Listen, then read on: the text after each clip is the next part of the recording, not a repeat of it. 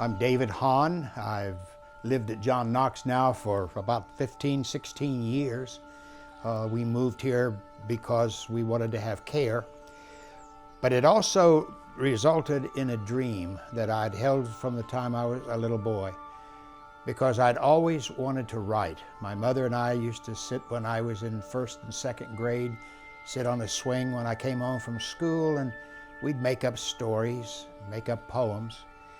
But I never thought I could write. I never thought I could publish. I knew I could write because I wrote sermons.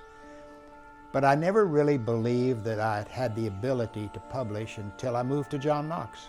And the first book that I wrote was Jack and the Really Big Beanstalk. I wrote 2 more books.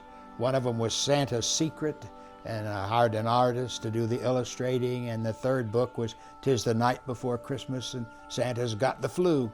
I had another book called Jonah that I had written about Jonah and the whale. All of those were basically written in poetry. And we had a chaplain here at John Knox at the time who became a very good friend.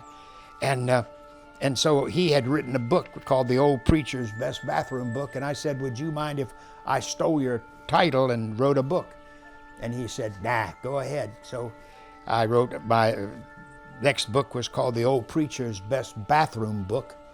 And it was mainly composed of poems and short stories and things that I'd had written, to where when a person was bored on the stool in the bathroom, it'd give them something to read. So the next book I wrote was another book of poetry called Pathways of Life.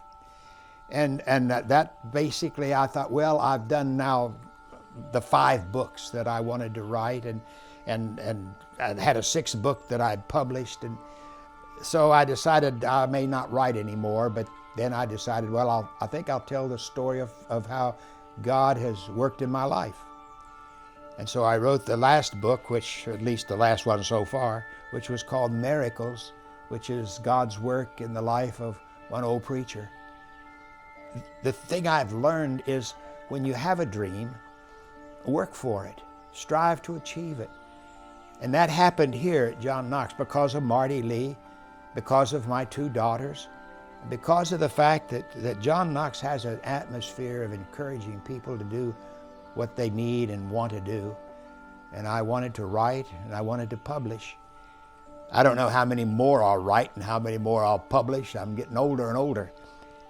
But I know that I've been successful in what I've tried, and I'm so happy that I was able to do it by living here.